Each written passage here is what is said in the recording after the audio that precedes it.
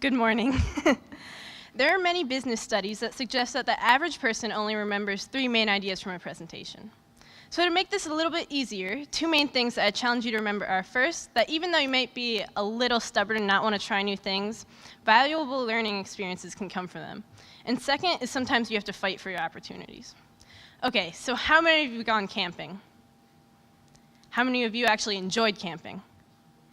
Yeah. For those of you who put your hand down when I asked if you enjoyed it, I completely understand.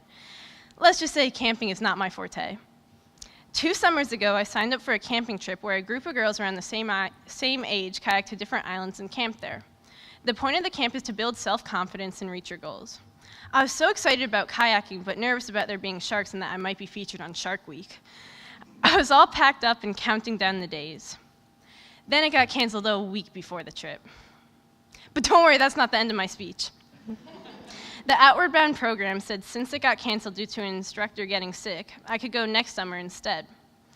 I was a little mad that I didn't get to kayak, but I soon forgot about it after watching an episode of The Office. So I waited a whole year, completely forgetting about it. When the time came to start getting everything packed and ready to go, I had no interest in going. I suddenly thought, ew, camping? That sounds like a lot of work. I begged my dad to let me off the hook. He did not budge. I hate to admit it, but I complained vigorously. Not that I'd ever complain, of course, but on this special occasion, I made an exception. And as my dad got the keys to the car, I silently kicked myself for not getting them first and throwing them into the woods. We would be kayaking within the Boston harbor and camping on some of the islands, so the 2-hour drive with my dad to Boston was a perfect time to keep pleading with him. Sadly, it still didn't work.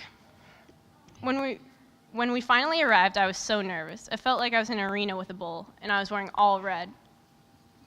I knew once I met the other kids and instructors, there would be no going back. Dragging my feet, I reluctantly went to meet them. When I got there, there were already 2 other campers sitting sadly, looking as though their dads made them come too. Psh, dads, am I right? I met the instructors, Rebecca and Emily, and sat down awkwardly. Rebecca and Emily might have been the 2 nicest people I ever met, but that didn't mean I wanted to stay.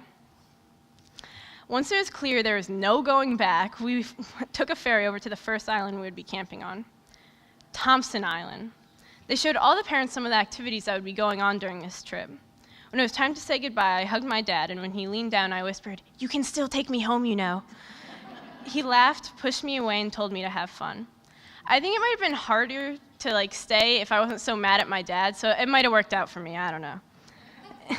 Even though I was so mad, I quickly made friends with the other girls. We made so many hilarious and scary memories.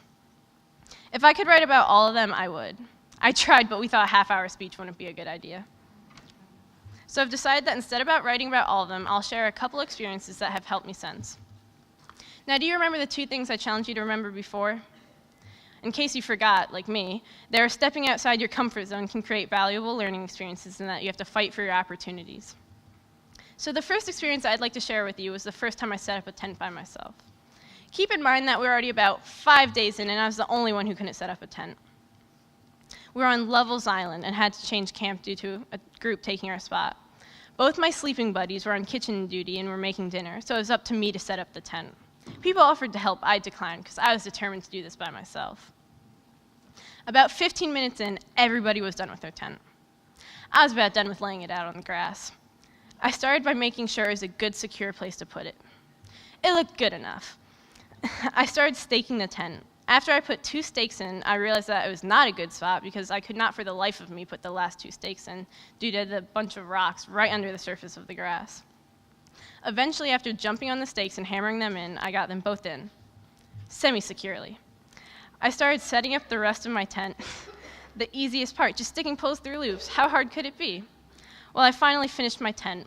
It was lopsided, crooked, and a little smushed.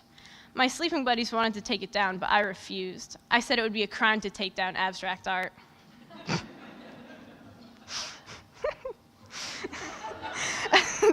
As soon as we were in the tent, everybody had to follow my rules because they were under my roof now. Like my tent, that didn't last very long. I find my jokes too funny.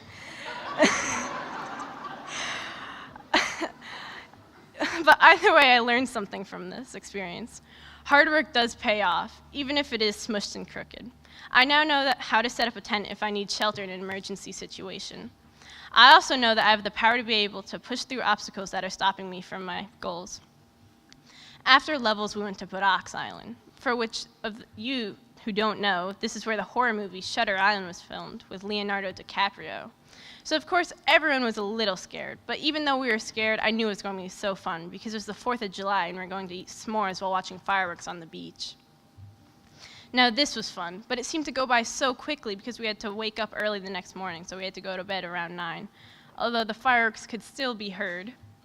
My tent mates and I thought it would be a crime not to watch, so we snuck out of our tent to watch. Our instructor, Emily's tent, was right next to us, so we had to be quiet. As we looked up into the night, we saw bright, vibrant colors, different shades of blues, greens, and reds. It looked like Jackson Pollock himself was throwing paint from the sky. After a while, we had to go back into our tent. Did I feel bad about sneaking out, you may ask? At the time, yes. Now I laugh at it, wondering if anyone was like, it's Teddy Daniel from Shutter Island. Luckily, that never happened. In the morning, Emily, our instructor, came up to me and said, "Hey, Lisi, were you outside last night?" Shoot, she caught me, I thought. She let out a gasp of relief and said, "Thank goodness, I kept thinking about Shutter Island and there was just a shadow outside my tent. I thought it was a lunatic or something." From this experience, I learned that if you're going to break the rules, don't get caught. I'm just kidding. I knew that before this. I learned that life doesn't grant you opportunities. Sometimes you have to take them. To be clear, I'm not saying break the rules. I knew that I was safe the whole time, and the instructors never told us not to leave our tents. It might have been implied, but who's keeping track? You might still be asking yourself, geez, how is setting up a tent and looking at a bunch of fireworks going to help you? Well, from setting up the tent, I now know that I have the ability to go almost anywhere in nature and be able to stay dry at night and have new experiences and adventures. I could climb a mountain and know that I would stay dry because I know how to set up a proper tent. For the fireworks, I had to take my opportunity. This opportunity wasn't like my life depended on it, but it did change my life. I wouldn't have seen those amazing fireworks if I hadn't snuck outside that night. I am glad I did it, because although it might have just been a night of fireworks, I now know that there'll be opportunities for me, bigger, brighter fireworks that will enlighten my path to independence. So it turns out, I am glad that my dad abandoned me in the middle of Massachusetts. And next time your parents abandon you, just remember, it's not all that bad. Thank you, Dad.